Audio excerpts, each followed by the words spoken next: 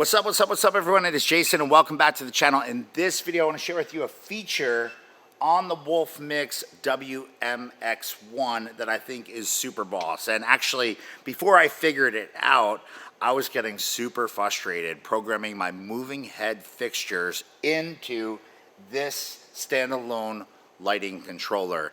And what I think is super cool is this controller allows the programmer, the user, to define an area on the X, Y, the pan and tilt axis of the moving heads so that the fixtures are limited in terms of their movement options and abilities. So these fixtures are super capable. They can spin around, they can go all over, but one of the things that I really hate is when DJs use moving heads and the lighting fixtures go behind them or they're pointed in areas that just don't make sense for an event. They're shining directly at tables, they're shining behind the DJ as opposed to in front of the DJ where all the people are on a dance floor if the DJ is good.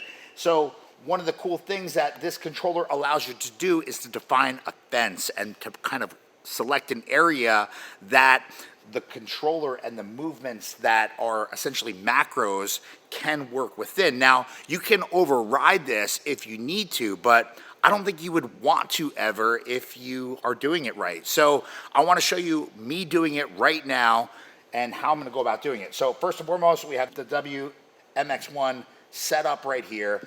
You essentially go into your fixtures. Now we have 6 Maverick Force S spots set up with some uplights, and we're only working with the Maverick Force S spots, and there's 6 of them. So I'm going to go through and select each one of the fixtures. As I select a fixture, the existing DMX preset or program defaults back to what comes standard or out of the box with the unit. So they go back down to a beam, they point up to the ceiling. That allows you to know that you've selected the fixture properly. And then you've got this really cool kind of little area here on the fixture setup screen that allows you to essentially open it up and select a box area and define a box area that allows you to control the parameters of the XY ability of the unit. Now, I think this is pretty cool because we use the movers here on totems or vertically. We have them basically upside down because I think these things were essentially made to hang the other way over a dance floor.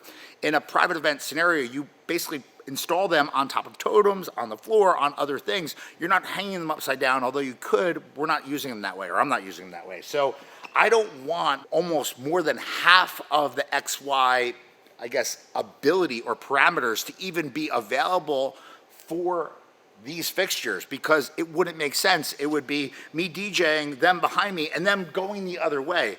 Just a pet peeve of mine. I hate the way it looks. I think it looks tacky, and I think it looks very jerky. It looks very elementary. So I actually have the fixture here, and you can actually go through, and I think this is super cool, and you can actually define where you want the fixtures to be able to move. So I'm gonna tighten it up very much because I don't really want it to go outside of the field of view in front of the DJ booth. So I want it to be able to hit the ceiling above me, down to the floor, and essentially 90 degrees this way, 90 degrees this way, only 180 degree span. I don't need to go way off into wherever. So I tighten up the box, and then you have this little target. Because the lights are fixed, you can actually just go through the outsides to make sure that the lights are not going into an area beyond where you want them to go. And you could just make the adjustments from there accordingly using the knobs on this controller. So it allows you to do a minimum and a maximum pan and a minimum and a maximum tilt. And I think having this control really impressed me. And then once I figured out that this even exists on this controller, it made the programming part of this a lot easier. So if you're using this controller and you're using moving head fixtures, I would highly encourage you to check out defining the fixture limits with this essential fence, this boundary in the fixture setup part of this controller. Anyway, I hope you find value in this. This controller is a beast, and I've got some links to it in the description underneath this video if you're looking for a way to elevate your DMX programming, your DMX shows, and the things that you are doing on site at your events using fairly easy to use programming of DMX and fixture control. This is the go-to, this is the GOAT, this is like my new favorite thing ever. It's the ADJ WMX1, also by WOLFMIX.